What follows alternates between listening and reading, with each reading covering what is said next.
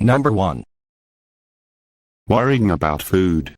Constant worries about food and nutrition are one of the distinctive markers that show that a family used to have problems with money. As a result, people who grew up in these families may have to deal with excess weight, may end up throwing away food, and may still eat poorly.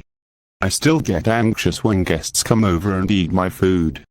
I keep it to myself though, so I don't look crazy. I can't not eat everything I have on my plate.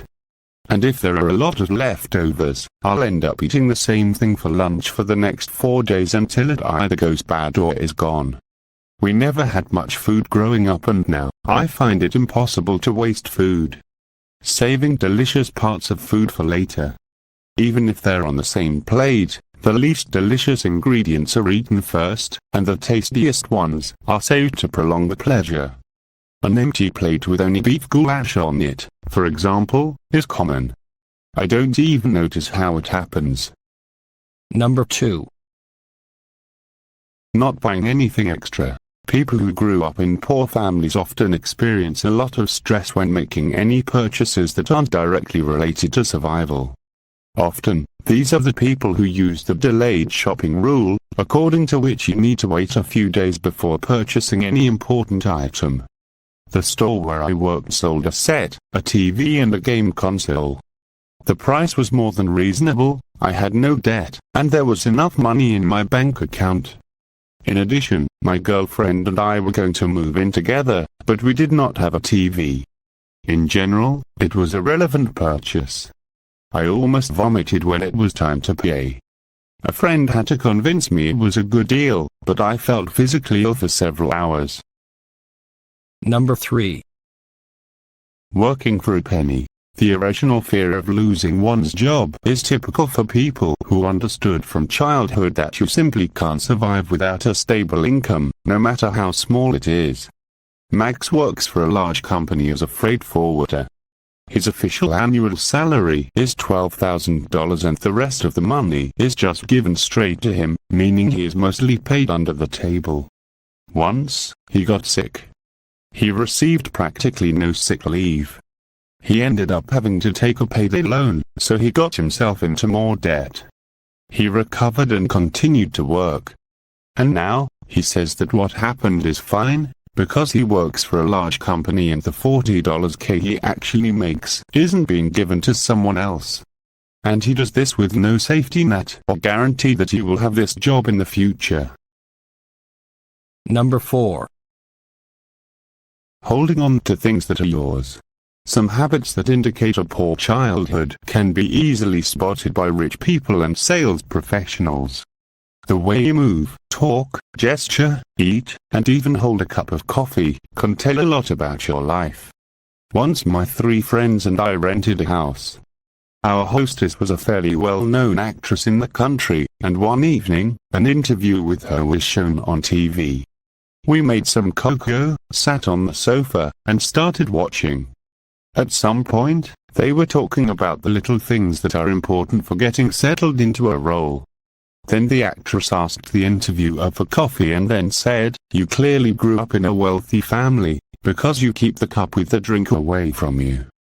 Those who are poor know that they have nothing else, so they squeeze the cup with their whole hand." My friends looked at me, grasping a mug of cocoa with both hands, and I looked down and said, "It's true. We were very poor." Number 5.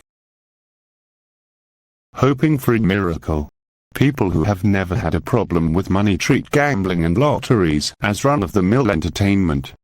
Of course, they are also delighted with winnings and frustrated with failures.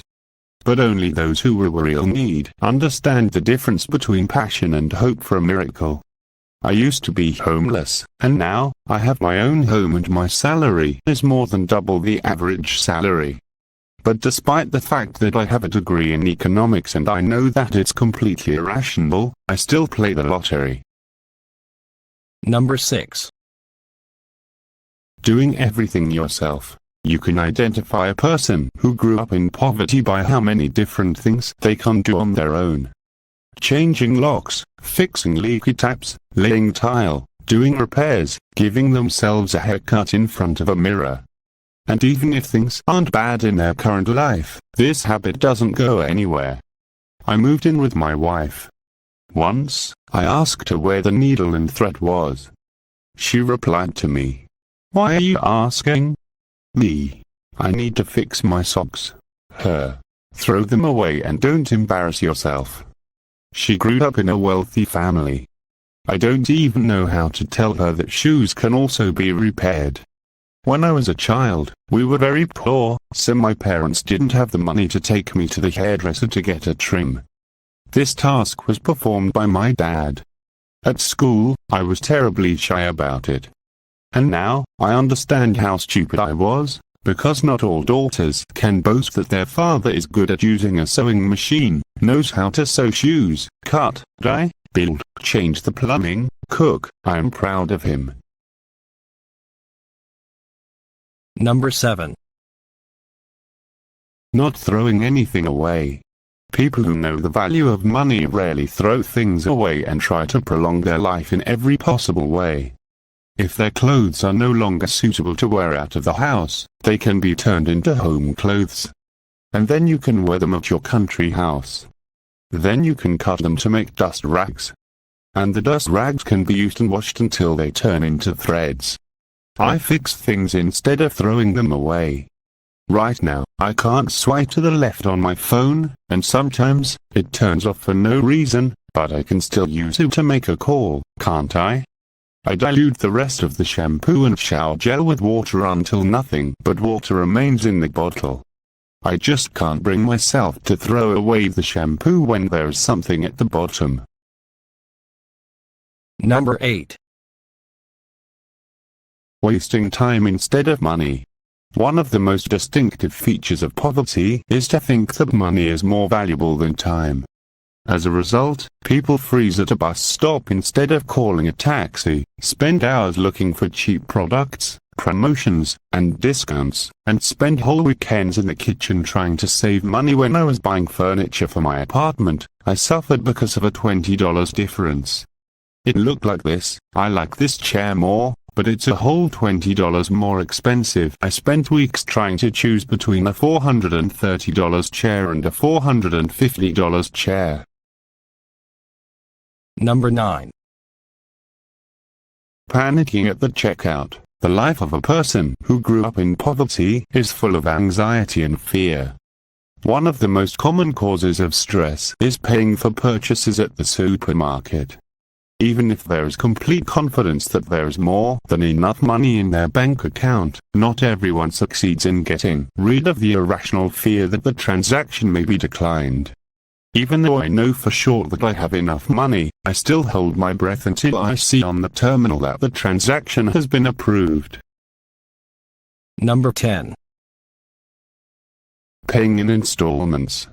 Fear of the future leads to the fact that people, even if they have the opportunity to pay the entire amount at once, prefer to choose an installment plan or loan.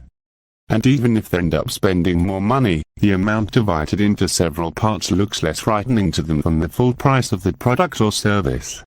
You can't pay in full for something.